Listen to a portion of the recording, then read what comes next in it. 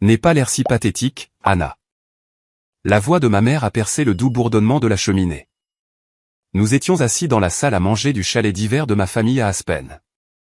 Des verres en cristal scintillaient sous le lustre, et une odeur de pain coûteux emplissait l'air. Mon grand-père, Arthur, venait de distribuer 3 enveloppes. Dans la mienne se trouvait un chèque de $20 000.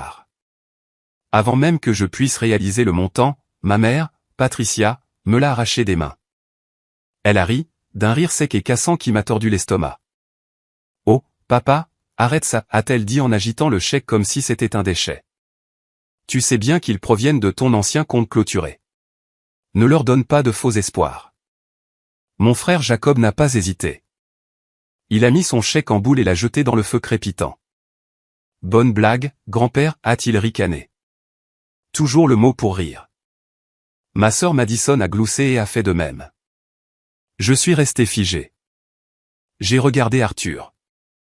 Il tremblait, paraissant frêle dans son fauteuil surdimensionné. Mais alors, pendant une fraction de seconde, je l'ai vu. Un petit clin d'œil, presque imperceptible. Je n'ai pas dit un mot. J'ai repris le chèque sur la table où ma mère l'avait jeté, je l'ai plié soigneusement et l'ai glissé dans ma poche. Mon visage était impassible, mais mon cœur martelait contre mes côtes.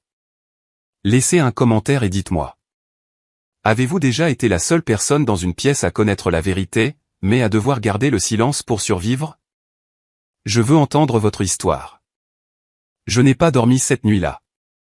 J'ai posé le chèque sur ma table de chevet et l'ai fixé jusqu'à ce que le soleil se lève sur les montagnes, peignant la neige d'un violet contusionné. À 9 heures du matin, pile, je suis entré dans l'agence bancaire locale. Je n'ai pas fait la queue. Je suis allé directement voir la guichetière, une femme nommée Brenda, qui avait l'air d'avoir tout vu, et j'ai glissé le papier sur le comptoir en marbre. Je dois vérifier ceci, ai-je dit. Ma voix était stable, mais mes mains étaient froides. Brenda a ajusté ses lunettes. Elle a tapé. Elle a plissé les yeux devant l'écran. Puis elle a tapé de nouveau. Je retenais mon souffle, attendant le rire, attendant qu'elle me dise que c'était un accessoire, une blague, un bout de papier dont ma mère avait raison de se moquer. Il est valide, a dit Brenda, le tamponnant sans ciller. Les fonds sont disponibles immédiatement. Voulez-vous un reçu? J'ai fixé le petit bout de papier qu'elle m'a tendu. Solde actuel, $20 412. Les $412 étaient à moi, les miettes que j'avais économisées de mes contrats en freelance. Les $20 000 étaient à Arthur. C'était réel. Je suis resté assise dans ma voiture sur le parking et j'ai simplement regardé le reçu. Pour eux, ce n'était pas une somme qui changeait la vie. Mes parents dépensaient ça en vin lors d'un bon mois. Mais pour moi, c'était de l'oxygène, et c'était une preuve. Il faut comprendre les calculs de ma famille pour comprendre pourquoi cela faisait si mal. Dans la maison des Fletcher, l'argent n'était pas une monnaie. C'était une arme. J'ai grandi en entendant que nous étions à l'aise. Mais chaque fois que j'avais besoin de quelque chose, un ordinateur portable pour l'école de design, un tuteur pour le calcul, le puits était à sec. Je me souviens très bien, il y a 2 ans, je vivais dans un appartement en sous-sol à Denver qui sentait la terre humide et la litière pour chat. Je mangeais des nouilles instantanées pour dîner 5 soirs par semaine parce que je devais payer mes propres licences Adobe Creative Suite pour maintenir mon entreprise de freelance à flot. J'ai demandé à mon père, Gregory, un petit prêt, juste $2000, pour mettre à niveau ma carte graphique afin de pouvoir faire des rendus de modèles 3D plus rapidement. Il m'a regardé par-dessus ses lunettes sans monture et a soupiré. Anna, nous ne pouvons pas simplement distribuer de l'argent. Tu dois apprendre la valeur $1. Si tu ne peux pas financer ton petit passe-temps artistique, peut-être devrais-tu trouver un vrai travail. 2 jours plus tard. Mon frère Jacob est arrivé dans l'allée au volant d'une Range Rover flambant neuve. $80 000. Il n'avait pas de travail.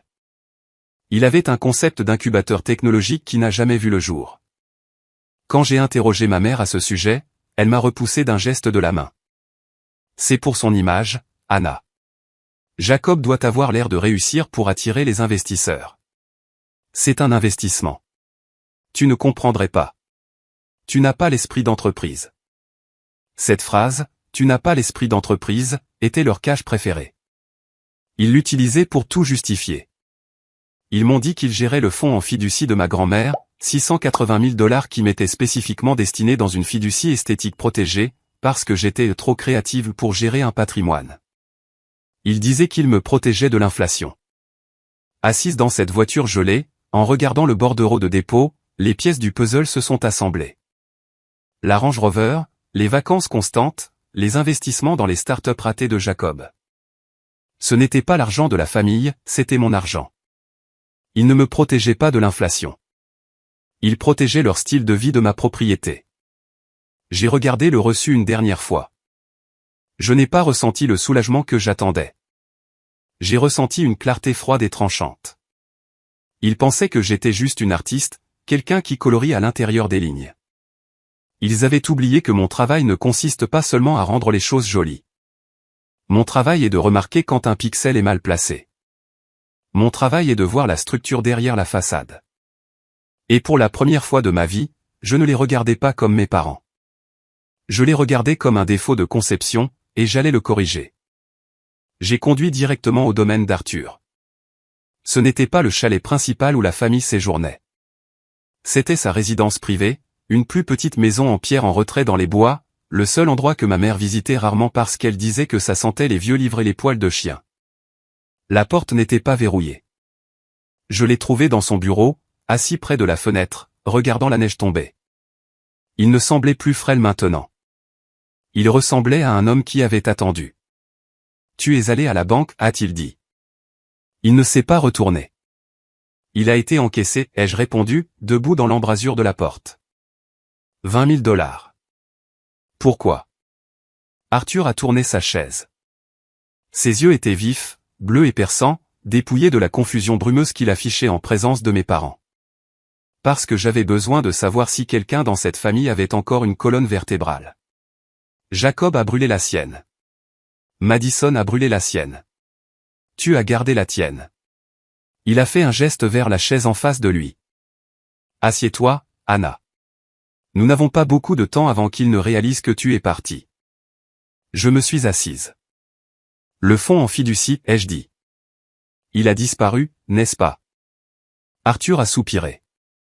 Un son lourd qui a semblé vibrer dans sa poitrine. Je le soupçonne. Ta grand-mère t'a laissé cet argent. 680 000 $. Il était censé être versé à tes 25 ans. Grégory m'a dit que tu l'avais reporté. Il m'a montré des emails, soi-disant de toi, disant que tu n'étais pas prête. Je n'ai jamais envoyé ces emails, ai-je dit, ma voix froide. Je le sais maintenant, a dit Arthur. Mais j'ai besoin de preuves. Je suis vieux, Anna. Mais je ne suis pas mort. Je ne peux pas les accuser sans preuve, sinon ils me feront déclarer incompétent et prendront le contrôle de tout avant que je ne puisse les arrêter. Ils parlent déjà de procuration. Mon téléphone a vibré. C'était un texto de Patricia. Où es-tu? Jacob a besoin de ce logo pour sa présentation avant midi. Ne sois pas égoïste. J'ai montré l'écran à Arthur. Il l'a lu et a ricané. Égoïste. C'est leur mot préféré pour toi, n'est-ce pas? Si je ne le fais pas, ils me couperont les vivres, ai-je dit. Ils paient ma facture de téléphone. Ils sont co-signataires de mon bail. Qu'ils le fassent, a dit Arthur. Tu as 20 000 $ maintenant. Tu es libre. J'ai regardé à nouveau le texto. Jacob a besoin de ce logo. Pendant des années, j'avais obéi au doigt et à l'œil. J'avais conçu leur carte de vœux, leur logo d'entreprise, les sites web de leurs projets vaniteux, tout cela gratuitement. Tout en m'entendant dire que mon travail était mignon mais pas une vraie carrière. J'ai tapé une réponse. Non. La réaction a été immédiate. 3 points qui dansaient avec colère. Puis, excuse-moi, à qui crois-tu parler? Espèce de petite garce ingrate. Nous te mettons un toit sur la tête. Nous te nourrissons. Tu fais ça. Ou ne te donne pas la peine de venir dîner. J'ai ressenti une étrange sensation dans ma poitrine. Ce n'était pas de la peur. Ce n'était pas de la culpabilité. C'était la sensation d'un lourd manteau glissant de mes épaules.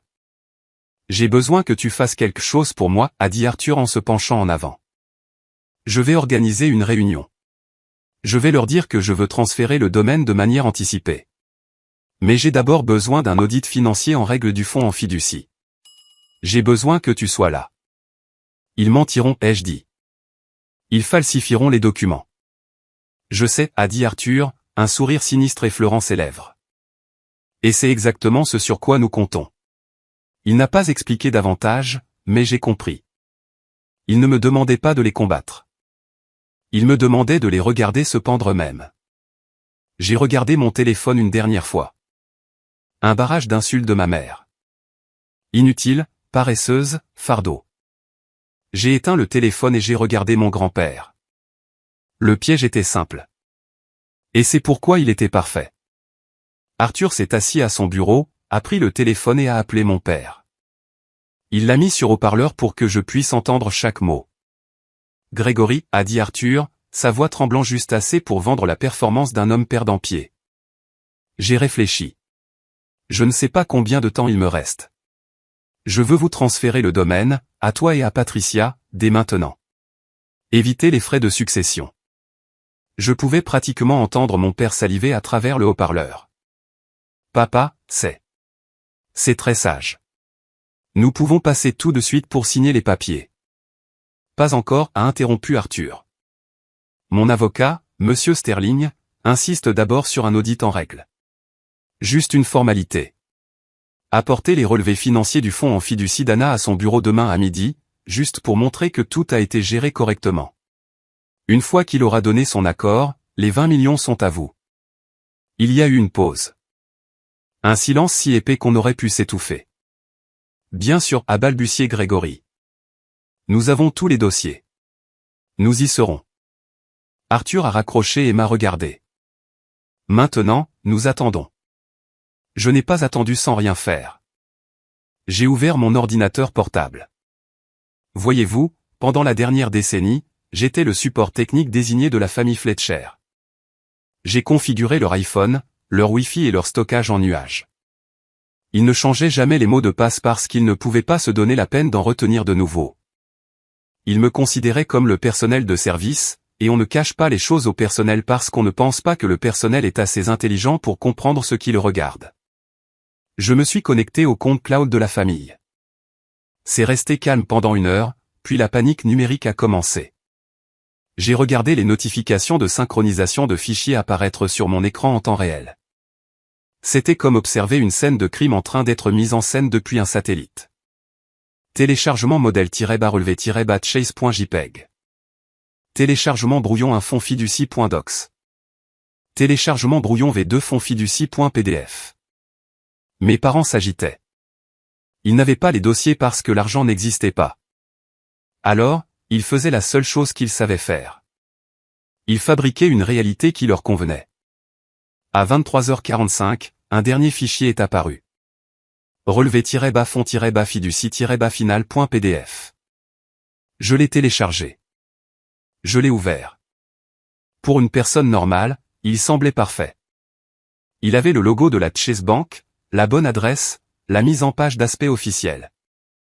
Il affichait un solde de $680 000. Il avait l'air légitime, mais je ne suis pas une personne normale. Je suis graphiste. Je passe 12 heures par jour à regarder la typographie et les systèmes de grille.